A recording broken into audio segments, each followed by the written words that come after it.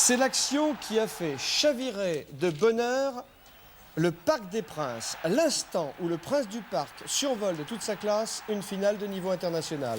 Denis Charvet vient de placer une accélération foudroyante qui le propulse de l'autre côté de la ligne d'essai toulonnaise. Denis Charvet sur un nuage qui crève l'écran. Et pour cet exploit, il est élu talent d'or de la finale par les téléspectateurs d'Antenne 2. À cet instant, on a vu qu'il a eu la tentation de passer le ballon à Jean-Michel Rancoul venu en soutien, mais il a réalisé qu'il était tout seul, qu'il avait dépassé Galion, le dernier défenseur. Alors, il est allé poursuivre son action pour marquer cet essai mémorable. Il a la puissance du sprinter, la dynamique du turbo et l'esthétique en plus. Bref, Charvet, c'est l'artiste. Donnez-lui un ballon, il donne du talent au jeu.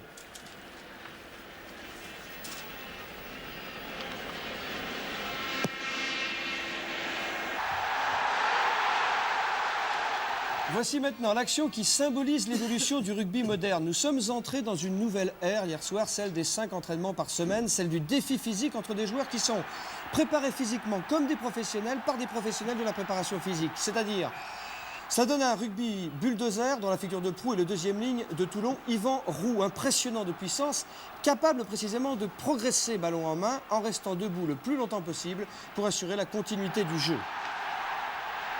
C'est le tournant du match et c'est pourtant la première minute du match. C'est le premier essai de Toulouse, mais c'est un essai typiquement toulonnais. C'est Toulouse qui bat Toulon à son propre jeu et dans ces conditions, le sort du match est fixé. Je crois que l'essai de Lahirle témoigne encore de l'évolution du rugby. C'est un pilier qui se trouve au départ de l'action. Lahirle, vous le reconnaissez avec son bandeau autour de la tête. Et c'est un pilier qui se trouve là pour terminer l'action. Entre-temps, il y a l'exploit individuel d'un gamin de 20 ans, le demi-mêlée Casalbou, étonnant du culot et pétillant de classe. Alors qu'on voit d'abord la charge du capitaine de l'équipe de Toulouse, Sigagna. C'est Mazet qui va servir Casalbou. Et sous un autre angle tout à l'heure, vous allez voir ce qu'a fait ce jeune demi-mêlée de 20 ans. Car l'essai de Lahirle, c'est bien sûr l'essai du pilier toulonnais, du Toulousain, vais-je dire, mais c'est aussi la classe d'un tout jeune demi-mêlée que voici en gros plan. Regardez comme il passe bien les bras, déjà une technique individuelle de très bonne qualité. Bref, à 20 ans, Casalbou, un grand avenir devant lui. Révolte, révolte, à tous les niveaux, révolte. Vous avez entendu? On est dominé, ils nous refoulent à chaque fois chez nous. Impensable. Par contre, sur les renvois longs, il faut jouer sur les renvois longs. Il faut jouer sur les renvois longs. La dernière révolution de Jérôme Galion qui joue son dernier match hier. Aucune pression. D'accord, de la révolte et de la pression sur eux. Il n'y a pas de pression, de la pression sur eux.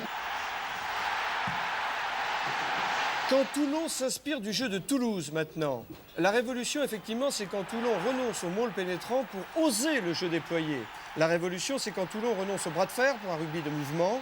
La révolution c'est quand Toulon fait donner les 3/4 et laisse un peu les gros souffler. Bref, la révolution c'est quand Toulon met son rugby derrière devant et à ce jeu-là, Toulon a manqué l'occasion, une occasion perdue pour une finale perdue.